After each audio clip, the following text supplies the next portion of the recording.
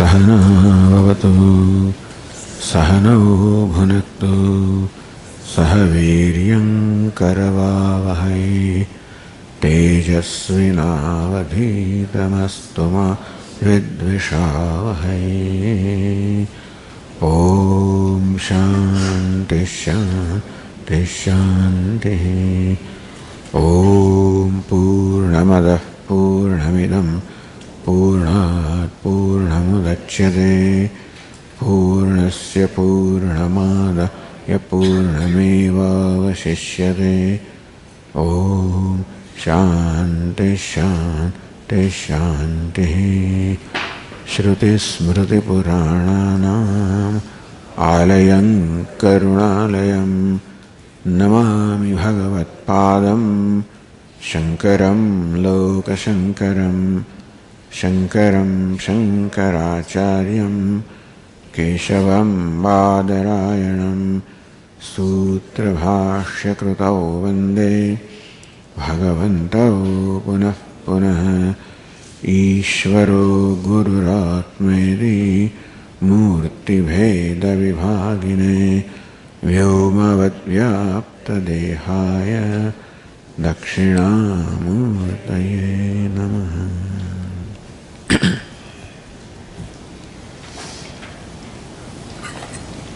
Read the verse number 15.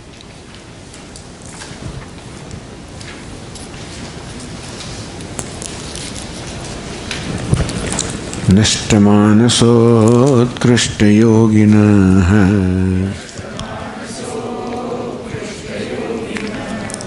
Krityamasti kim swasthitim yatah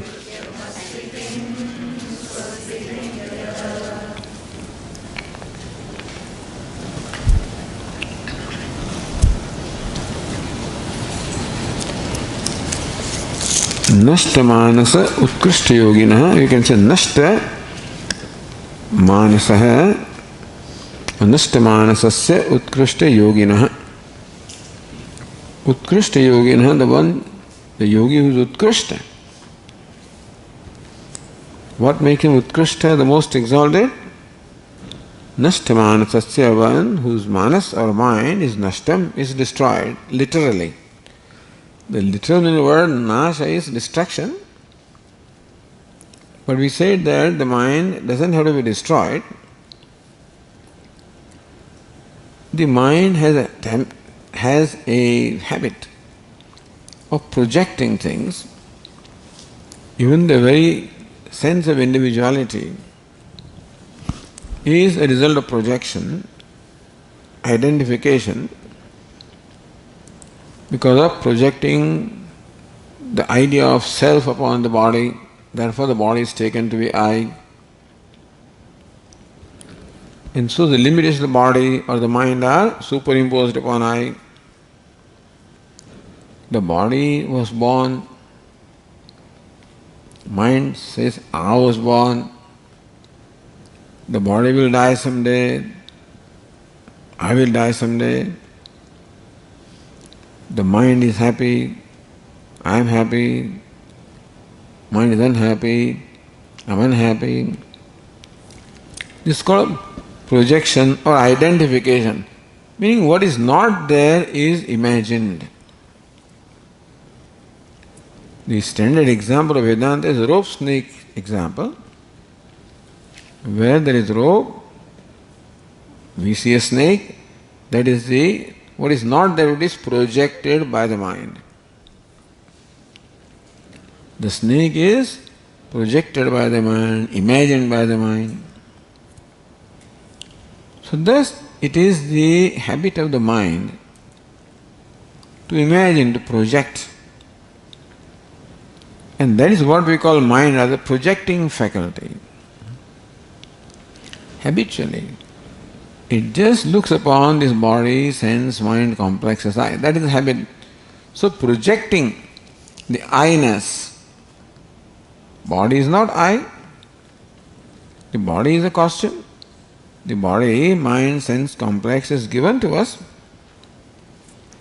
It is a costume given to us to perform the various activities, vyavahara in the world. Because the self, as it is, cannot be, is beyond vyavahara, cannot do vyavahara. It requires this upadhi. Like an actor, he needs to put on a costume in order to act on the stage. He cannot come as he is and act as a beggar on the stage. So just as for an actor, it is necessary to have a costume to play a given role, the Atma also has a costume to carry out various transactions, interactions in the world. That is not a problem. That an actor is playing the role of a beggar is not a problem. As long as the actor is aware that is aware of his own identity, so long he enjoys that. Even crying as a beggar in his mind, he may be congratulating himself. Swami would say that, see how effectively I bring out real tears. The problem comes when there is projection or identification with the costume, and then he starts thinking, I am a beggar. So this notion, I am a beggar, is the result of identification or the projection on the part of the mind. Because the beggar is not in I in the actor, the mind projects and then brand itself, I am a beggar. That's called identification. So beggar is not a problem, actor is not a problem, begging is not a problem, nothing is a problem. What's the problem? I am the beggar. That notion or complex, which is the result of the identification with the costume. And so, when we say mind, an ignorant mind, it is a projecting mind. Habitually, it identifies with what it is not and comes to various conclusions, opinions about oneself, entertains various complexes about oneself. Like an actor saying, I'm a beggar, big complex. Then all the problems of beggar become the problems of the actor. Something like that is happening in our life. So what is meant by mano nasaha or the distraction of mind is distraction of this habit of the mind to project or identify.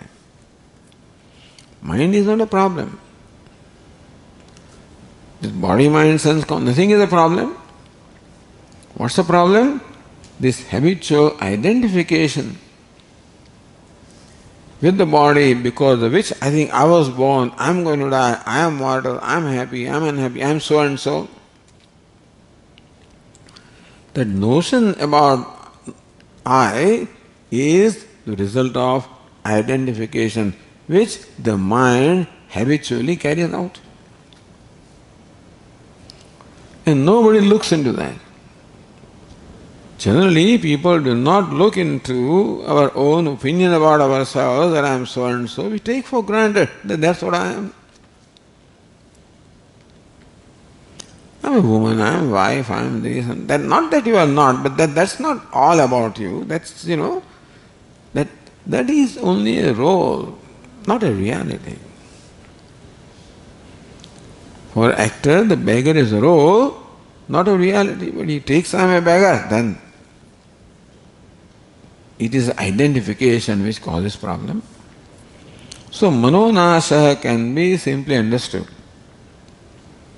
as nasa or elimination of this habit of projecting on the part of the mind. That mind sees what is and does not project.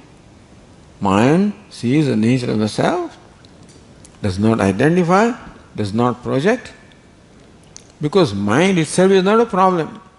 It is the identification and the notions and complexes born of identification, they are the problems. So, we do not see the need of destroying the mind, because mind itself is not a problem. it is the habit of the mind to identify.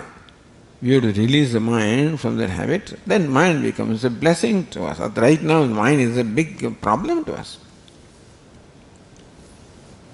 So that's what the yogi has done. By constantly controlling the mind, quietening, and made it free from this habit. So Nastamanas Utkrishta Yoginaha. And of course, we said here that Eka Chintanat Nashameti. If a chintanam or contemplating upon Eka or one non-dual, which is the true nature of Ahankara, that ignorance goes and therefore the habit of identification goes. The mind as a faculty doesn't have to go. The great yogis also have their mind and they also function. In fact, they function much more effectively than we do. So, manonasa means distraction of the mind. Should not be interpreted as distraction of mind as a faculty that he is mindless person. Then he is he cannot live his life. But where the ignorance is gone, this habit is gone, identification is gone, and mind sees the reality of itself. That's all. Krityam. This is what one has to accomplish. This is the agenda that we have. When this is done, then the agenda of the human being is over. The purpose of which this human embodiment has been taken is moksha. Because as we said yesterday, it is by default that each one of us is seeking moksha. It is not that one day I said and decided I want to be liberated, I want to be free. That meaning that before that I want to be bound? No, I never wanted to be bound. So desire for freedom is a natural desire.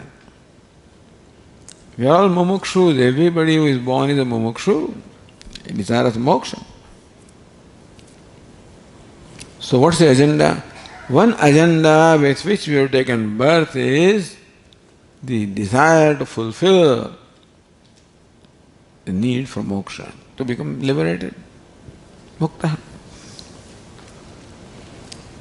So that is a kartavyam, that is what we have to do. And until that goal is accomplished, the mind will keep on fluttering around, running around, seeking, acting, doing things, because its agenda is not complete.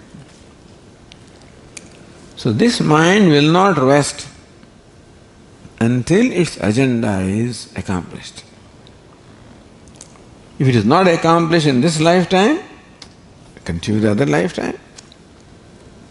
Thus we are assuming different embodiments from the time beginningless with one agenda. What's that agenda? Moksha is the agenda. So what is kartavya? What is to be done? To attain moksha is what our kartavya is, what our duty is, what we have to do. We are doing it anyway. But we are doing without understanding. Therefore, what we are doing doesn't seem to yield the results because we are doing in a wrong way. The right way is here taught by Vedanta. So this is a yogi who has with inquiry, eka chintanat, by deliberating upon the nature of one, has dispelled his ignorance. Therefore, this habit of identification and then a habit of projection, so that freedom, which is the nature, has been attained. Krutyamastikam, second line says, swasthitim yataha. There is yataha, the sixth case of the present participle yat. The root is ya, means to go. What is the plural of the First person, third person. Yanti. So, yanti. So yat becomes then yataha. Meaning that one who has swasthitim yataha, one who has achieved or attained one's own sthiti, one's own essential nature, one's own true nature. It is not to be attained by eliminating the ignorance and the projection because of which we were denying our own nature. The actor, by calling himself a beggar, is denying his own nature of what he is. So also the self who is limitless, by all the time branding myself as an individual, I am denying my nature. So, this yogi is the one who has attained his nature, recognized his true nature. Krutyamastikam, does anything, krutyam, that which is to be done. So, yat pratyaya is krutya, that which is to be done. Is there something for the yogi which has to be done now? Is there any compulsion that he has to do something? We all have a compulsion. What's the compulsion? We have to become free. We have to, whether we want it or not, our mind will keep on prodding us, making us do a variety of things with one agenda of moksha. And that agenda can be accomplished by recognizing that moksha is already accomplished, right? That moksha is already my nature. That to see that fact, I don't have to become liberated, I have to recognize that I am liberated always. That bondage was a notion. Then it doesn't come back. Because I recognize notion as notion, it doesn't come back. Krutyamas, does anything more remain to be done on the part of the yogi? Doing is one thing, and compulsion to do is another thing. You are compelled to do things. My mind keeps on compelling me, come on, do this, do that. Does not allow me to even sit quietly. There is an inner discomfort because I feel bound, I feel limited, I feel constricted, I feel dependent, I feel not all right. As long as that is my feeling about myself, I cannot be comfortable with myself. So my main problem is I am not comfortable with myself. In the words of Puja Swamiji, you are the problem and you are the solution. That's what he says. Or I am the problem, I am the solution. Which I is the problem? The I who entertains all these notions, complexes because of ignorance, that is the problem. Which I is the solution? Where the complexes are gone in the light of the true knowledge of true nature of myself. It is true that for this knowledge to take place, we require a certain kind of mind. इसको अंतःकरण शुद्धि, purity of the mind is required. Where the mind becomes a learning mind from a projecting mind, you follow? Otherwise, even when I am listening, mind keeps on, its activity of project, something goes on. When it is a learning mind, it sees what is being told. For that, all the yoga, etc., is to acquire that kind of mind which enjoys that tranquility. So it's karma yoga, bhakti yoga, or this Patanjali yoga. All of these are means to attain that disposition of mind which is required for understanding, grasping what the teacher is teaching. For any kind of knowledge, we require qualification. These days, to get admission in a university is tough. So many things are. They have to write essays of different kinds of essays. And then there may be interview also. And of course your high school mark sheet is there, and then some asset is there, and some application is there, some essays are there, some interviews are there. I mean, it's a tough process.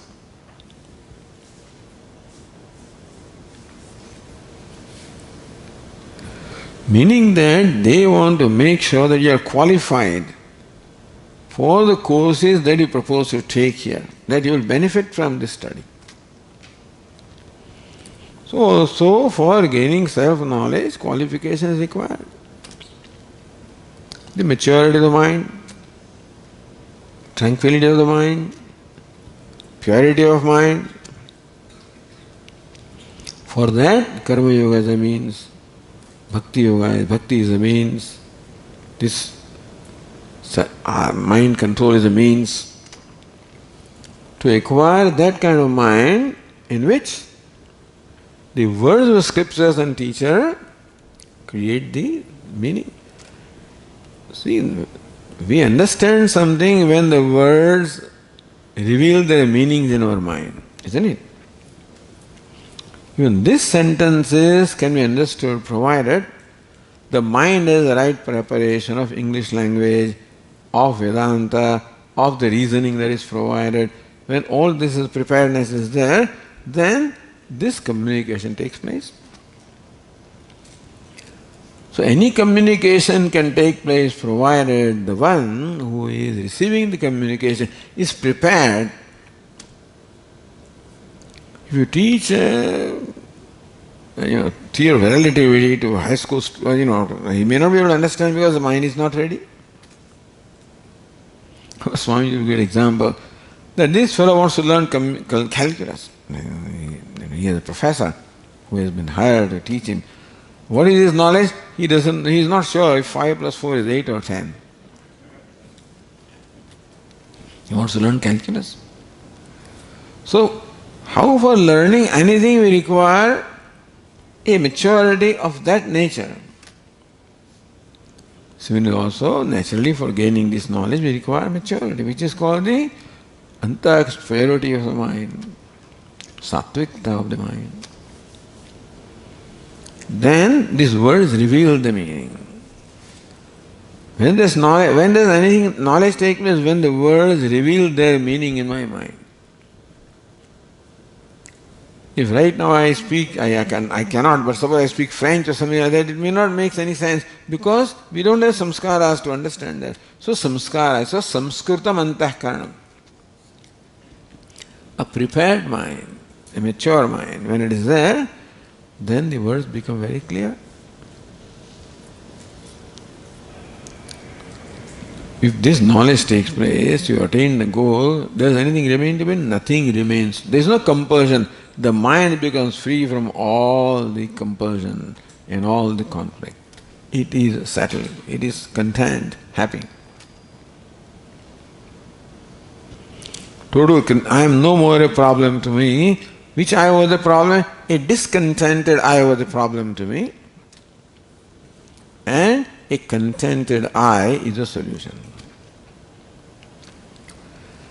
And unfortunately, that's what we want, we are trying.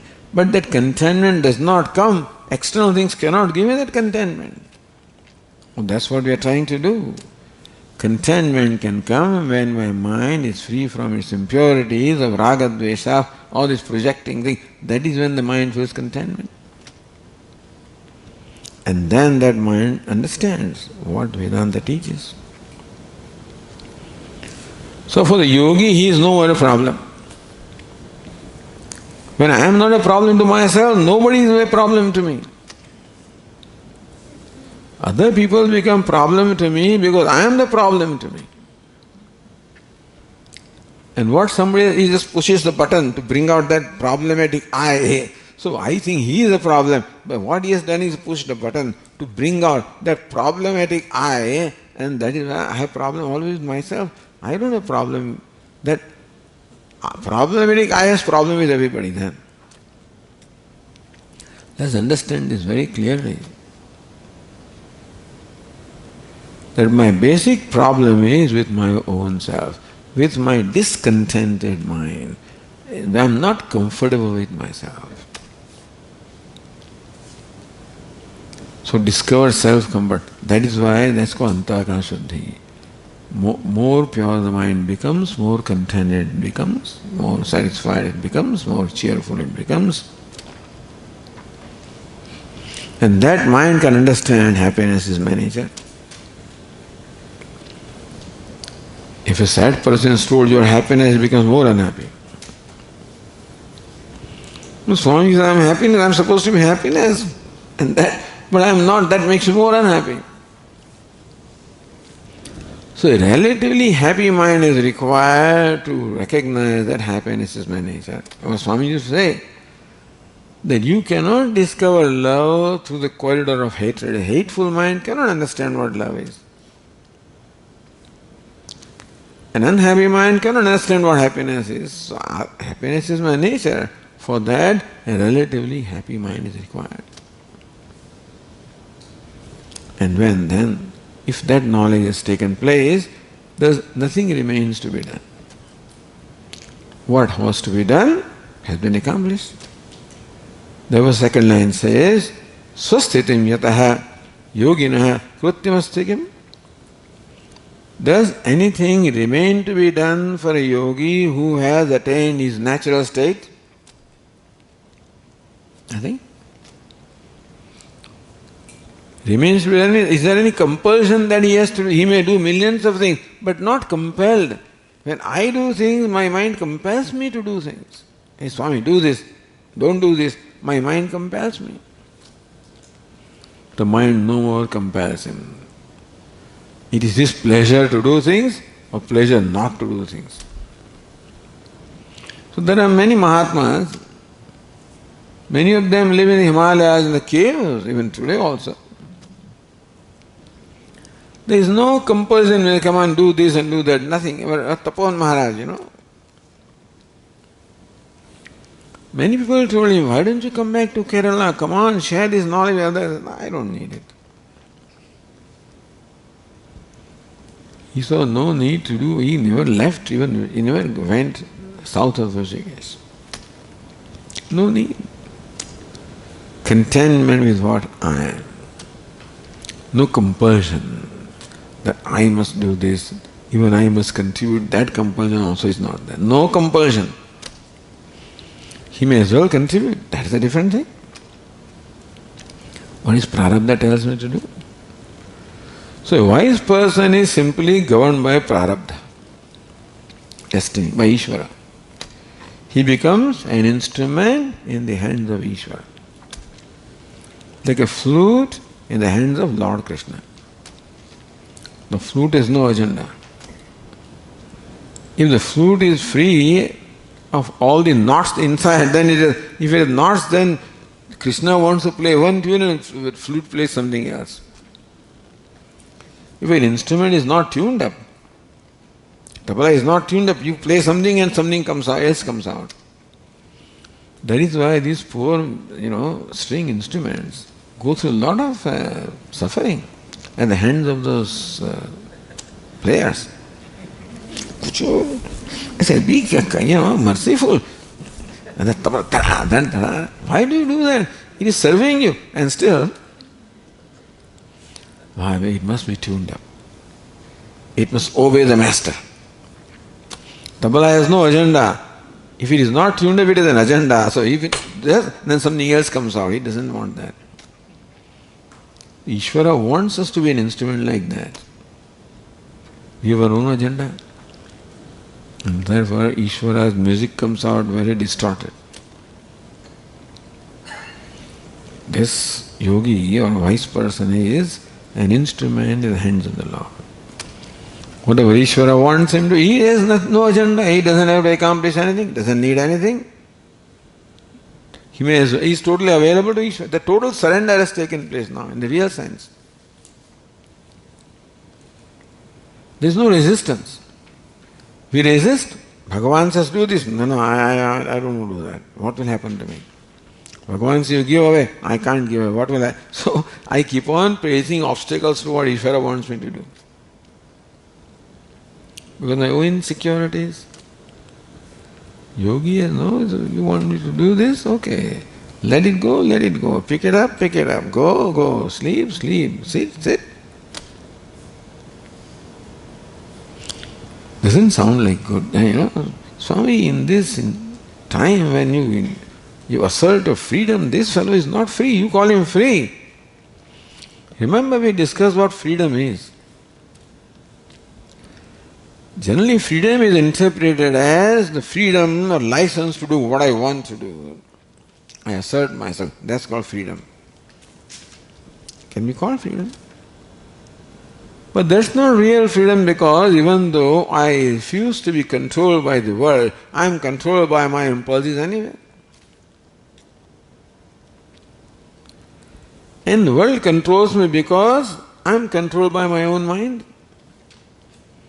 When I am a slave of my mind, I become slave of the world. If I am master of my mind, nobody can enslave me. So what is the famous one in the concentration camps? He was one of, so much torture was going on, but he was quite comfortable, free. He wrote a very famous book also. Meaning that even those kind of situations where in the concentration camp and undergoing so much torture, then also you can be free.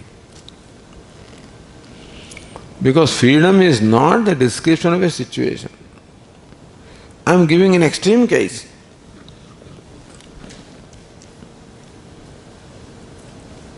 Krutyamastikam? That's a wonderful question. Is there an answer? It's not a question. It's called, akshep. Krutyamastikam na nasti. Answer is contained in the question.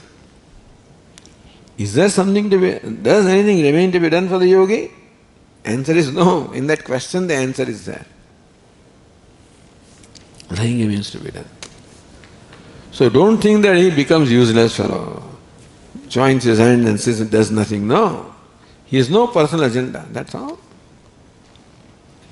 Since he has no personal agenda, he can identify his agenda with Ishvara's agenda. And so whatever he does now will be a total contribution. Because he has no demand of his own. Prajahati yada kaman sarvan parthamanogatan. When all kamas, demand, agenda is gone. Atmani va atmana tushta. Totally content himself, with himself, by himself. So this is what Vedanta teaches.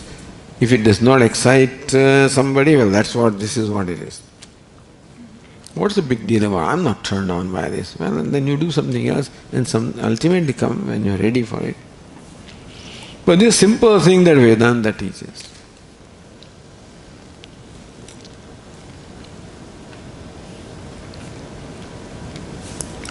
Now, what is the knowledge that this wise person had?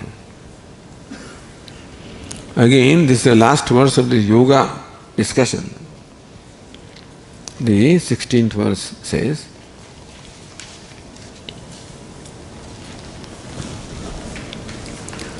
Drishyavaritam chittamatmana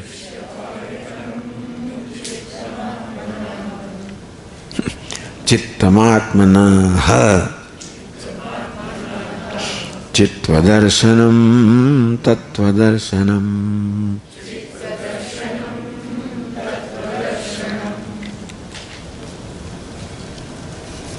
A very interesting thing about the mind is being told here by Ramana Maharshi. Oh, these are all well known in scripture. I mean, nothing is new here that Ramana Maharshi says. This is the sara or essence of what the scriptures. So, there is nothing original here, by the way. That the method of saying it may be his own method, but otherwise, this all comes from various scriptures. So, Drishyavaritam chittam. Drishyavaritam is a translation withdrawn from the Drishya. What is drishya? That which is seen is called drishya. The seer, what is he called? The one who sees is called what?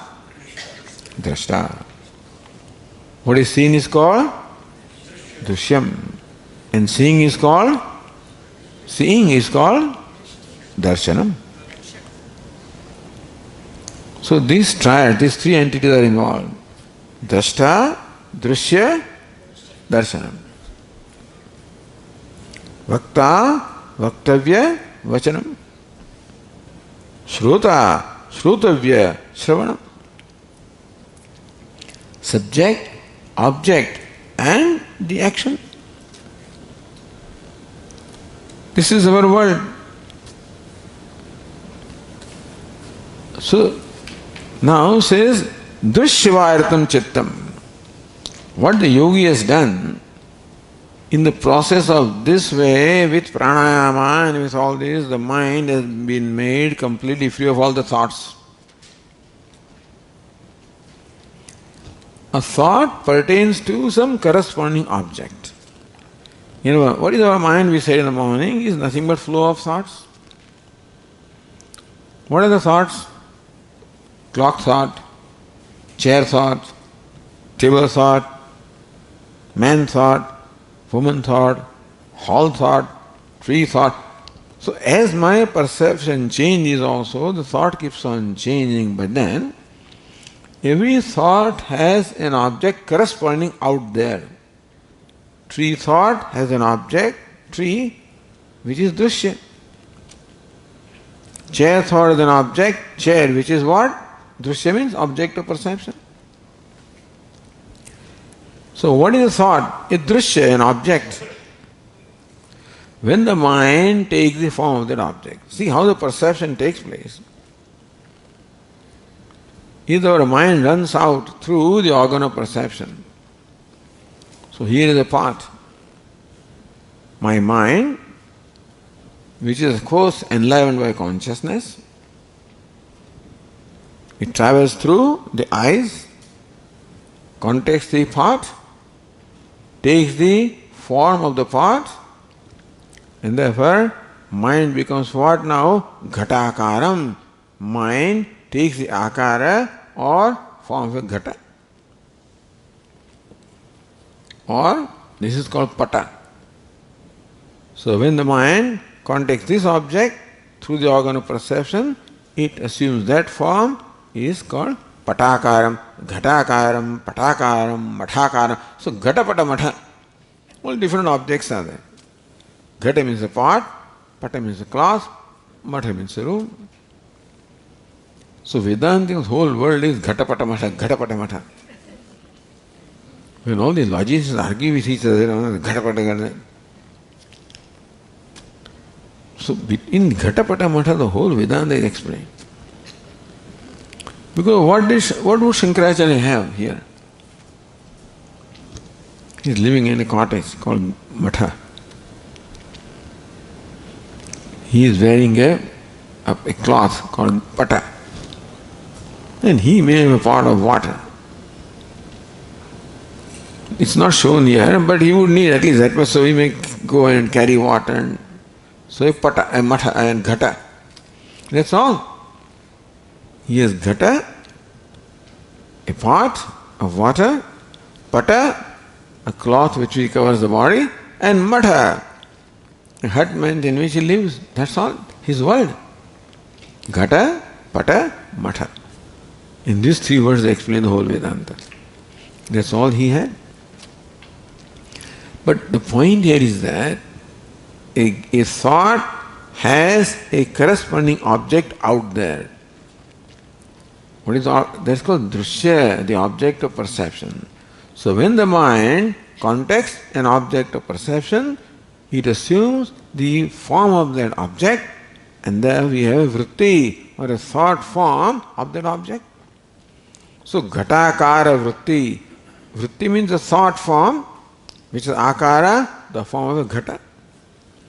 So every thought has a form.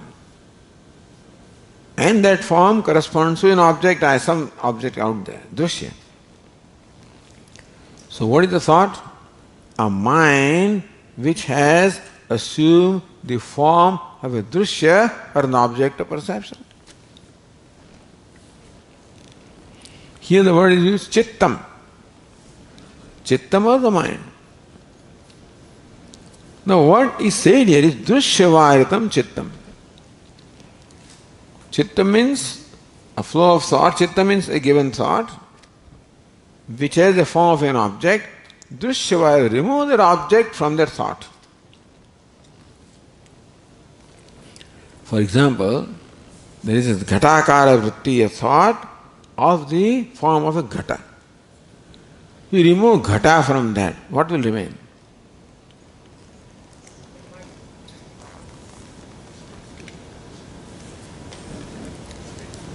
Let us say that in my mind, when I am looking at this pot, a thought of the akara or form of the pot takes place. Otherwise perception won't take place.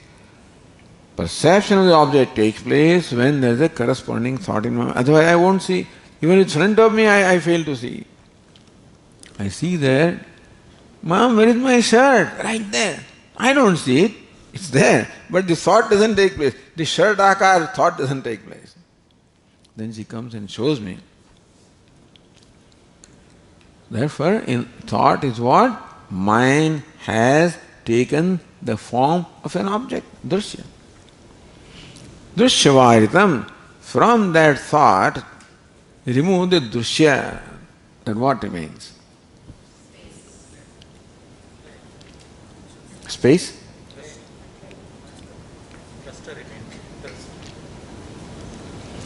No, I'm just asking questions so just to engage you basically, before you fall asleep, you know.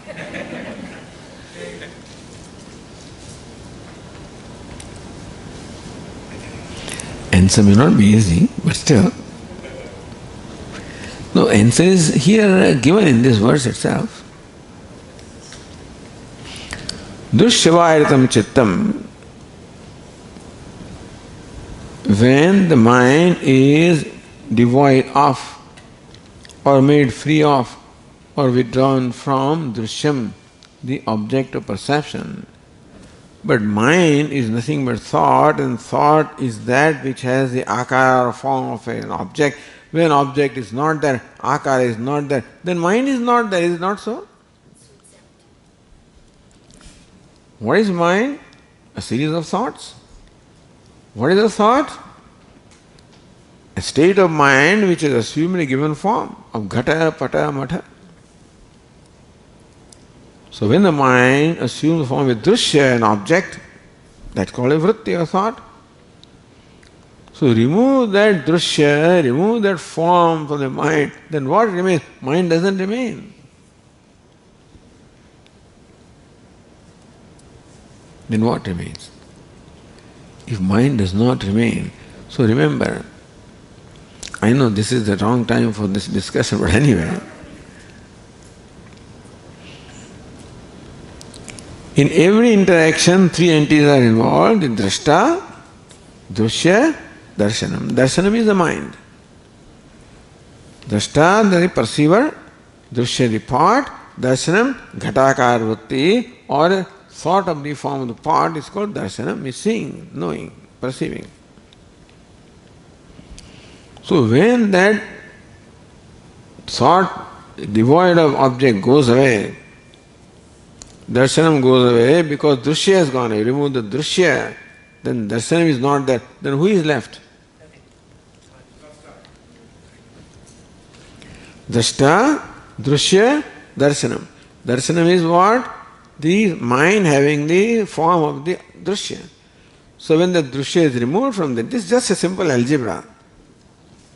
Removing may require lifetime effort, but then imagine an algebra.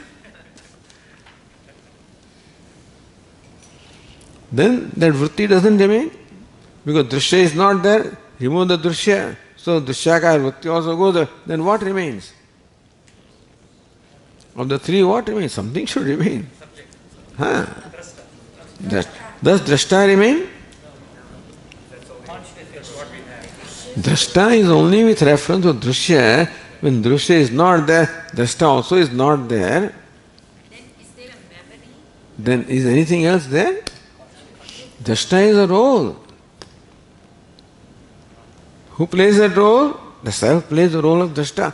When that role goes away, what remains is simple actor. What is it? Consciousness, which is the true nature of drashta.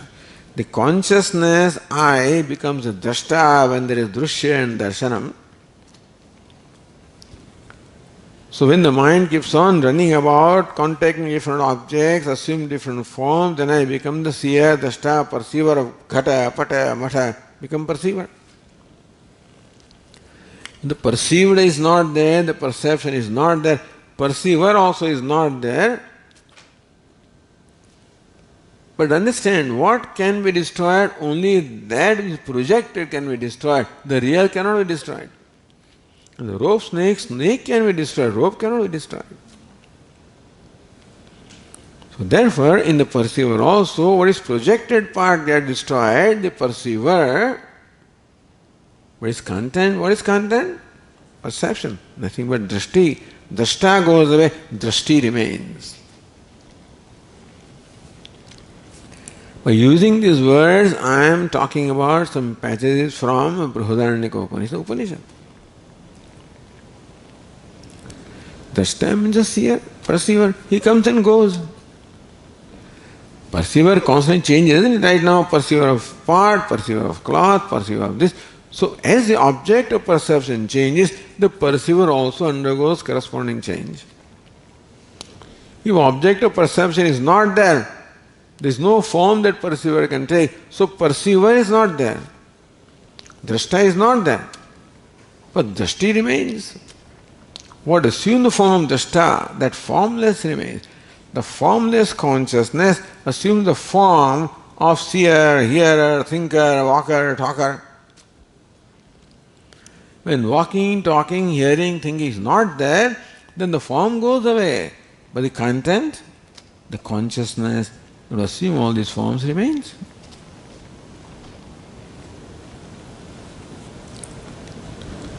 And that is the content of drashta. That's the content of mind also. So drashta, drushya, darshanam, all these three are manifestation of one consciousness. That consciousness in association with the I thought becomes drashta. That consciousness in association with the name and form becomes drushya. That consciousness in association with the mind becomes darshanam. So drashta, drushya, darshanam, these are all temporary fellows. They may or may not, they all disappear. You know when they disappear? In deep sleep they all disappear. When you fast asleep, there is no awareness of anything, isn't it? No drushya, no drashta, no darshanam. That does it mean that there is shunyam, there is nothing there in deep sleep? When thinking is not there, thought is not there, objects are not there, thinker also is not there, does it mean nothing is there? There is something. Because if there is nothing in deep sleep, we can't wake up in the morning. I wake up in the morning, is it not so? Means I was there in deep sleep. So Swami, if I was there, then how come I was not aware? That is the whole idea. The subject was not there. The object goes away, subject also goes away, but the content of subject remains. One consciousness that assumes these three roles: object, subject, object, seeing. The roles all go away. But that which assumes the roles, the consciousness called self, remains. Because it cannot go away. It's called satyam, abhaditam, which cannot be negated, cannot be destroyed. That's called satyam. So dushyavaridam chittam, says here Ramana Maharshi, concluding the discussion on the yoga, which is where all the thoughts are completely resolved. So thoughts of the objects are all resolved. So drushya is resolved. Chitta, the form, is resolved. So what remains? The content of chitta, content of mind, which is consciousness, remains because that cannot be negated. So consciousness assuming a form is called mind. Consciousness assume another form is called this subject, object. One consciousness assume these forms. When forms go away, what remains? Consciousness. So, dushyavaritam chittam. Chittam, or the thought for which dushya has gone away. There is a nice word chitta, Remember there are two words chit and chitta. In case you are not noted down, chit with a nasal stroke, it's called chit. And double ta is called chitta. Very often people confuse between the two. But they are two different things. Chit, to which where ta becomes chittam. Chittam is the mind. What is chit? Consciousness, to which where ta becomes mind.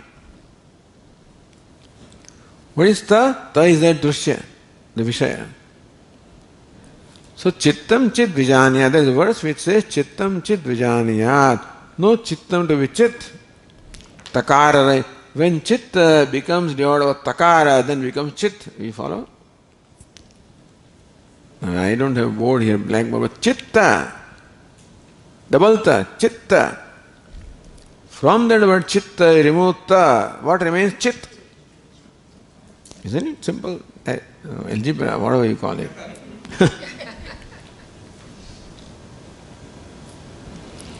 Chitta means thought, chit means consciousness.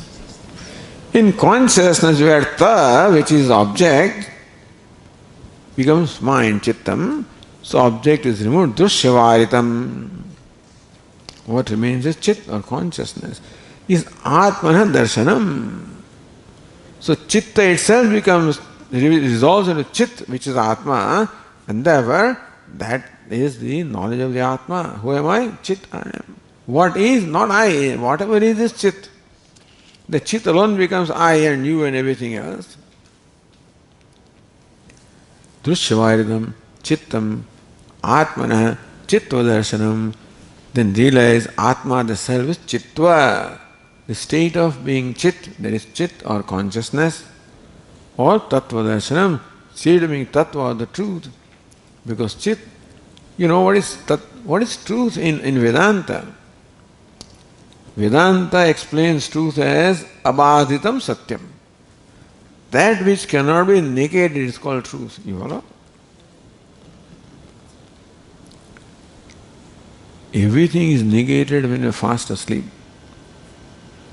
There is no awareness of everything is negated. And still something is not negated. What? The consciousness is not negated. The drashta goes away, drashti remains.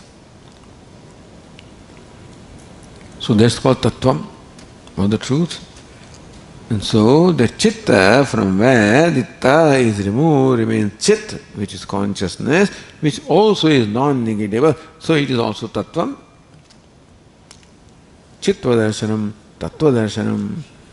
So understand, mind itself reveals itself with consciousness. When from the mind that object goes away, drushya goes away, what remains is the content, which is consciousness.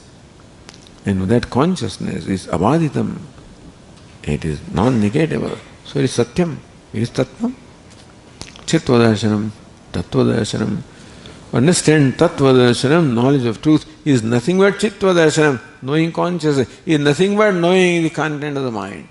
When the mind becomes free from drushya, from ta, it becomes chit, because what it is, and that knowing myself as chit is knowing myself as truth. Atmana chitva darshanam, atmana tattva darshanam. Anyway, so this is how Ramana Maharshi concludes. How yoga, meaning, what is yoga? Removing the drushya from the mind. What the yogis try to do is, what is meant by chitta vritti nirodha, because what is chitta is nothing but the object thought. So remove the object aspect of it, then what remains is content of chitta. That is what the yogi is trying to do, is to make the mind free from all objects, vrittis. And that's how you see the truth of the chitta, which is chit, consciousness. Atmanadarshan is the self-knowledge. So this way these verses showed us how yoga, which is chitta vritti nirodha, can also become the means of knowing the truth about chitta, which is chit or consciousness or the Atma. So karma yoga can become the means of knowledge, bhakti yoga can become means of knowledge, this yoga also can become the means of knowledge. These are all described. Now the Maharshi comes to the main topic, which is the knowledge or jnanam, which according to Ramana Maharshi is easiest way. We are all very nervous right now hearing all this stuff, withdrawing the mind and merging, Swami, looks impossible for us. So now the Vedanta tells us a simpler way, and we'll continue with that in the next class.